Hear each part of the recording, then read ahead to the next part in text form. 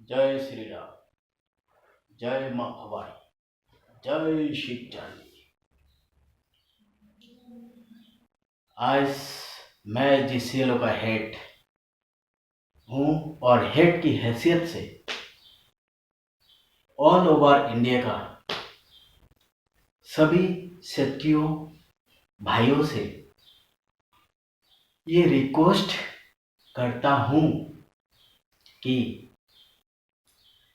एक साथियों के ऊपर अगर अत्याचार होता है और दूसरी साथियों लोग अगर उसे देखकर तमाशा देखता है तो बहुत शर्म का बात है। हम सभी साथियों हैं, चाहे वो राजभर हो, चाहे कोच राजवंशी हो, चाहे चौहान हो, चाहे राजपूत हो, चाहे जाट हो, चाहे गुज्जर हो, हम सभी एक ही वर्णों में पढ़ने वाले लोग हैं, क्षत्रिय सनातनी।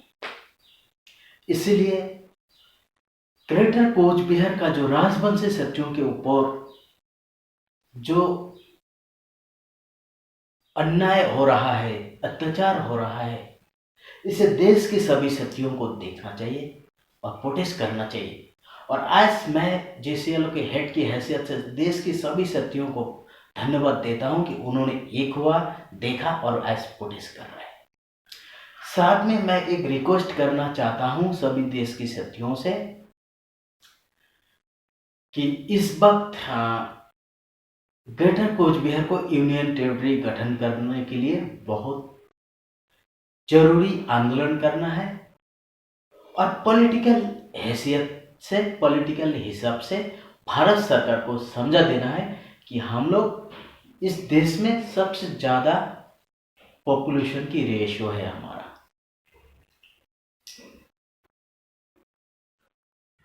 हम लोग 60% क्षत्रिय लोग हिंदुस्तान में रहते हैं।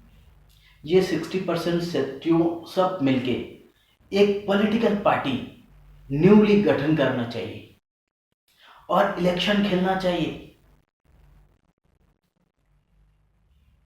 और इलेक्शन खेलने से आने वाला 2029 का जो लोकसभा है उसमें बहुत अच्छा होगा।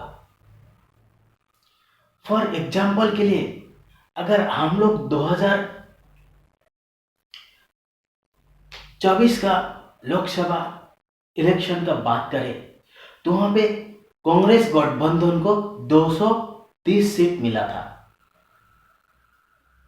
और भारतीय जनता पार्टी को 242 और बाकी आदर्श को।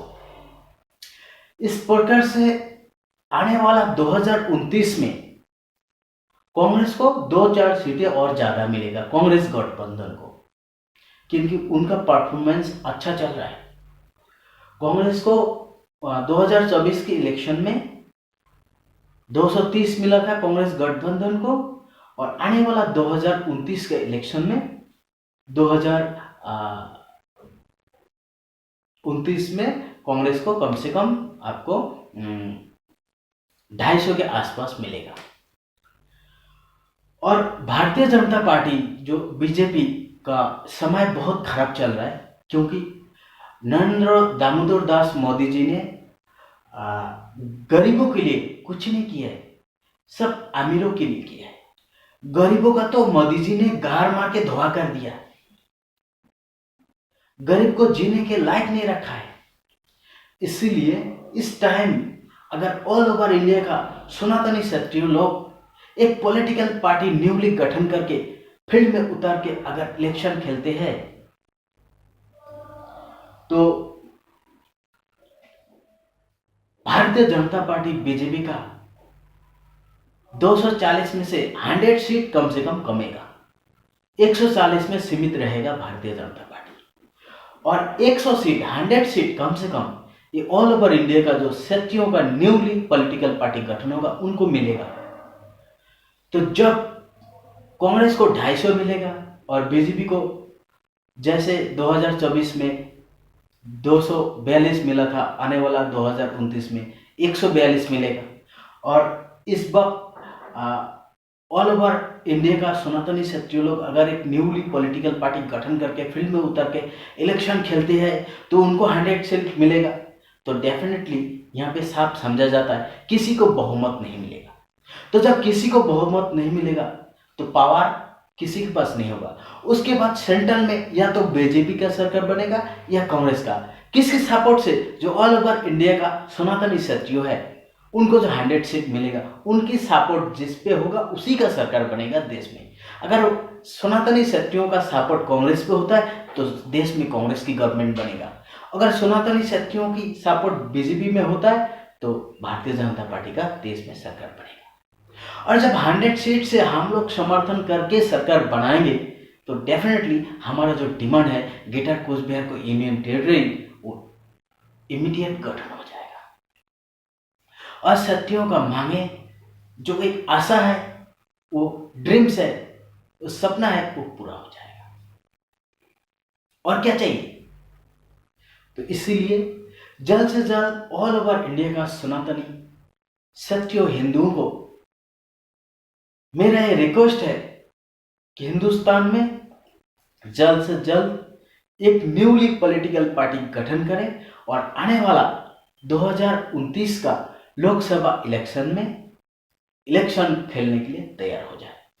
उनको political party all over India में चलने के लिए उसको प्रोटेक्शन देगा जीसीएलओ, उनको जीसीएलओ प्रोटेक्शन देगा, स्ट्रॉन्ग रखेंगे।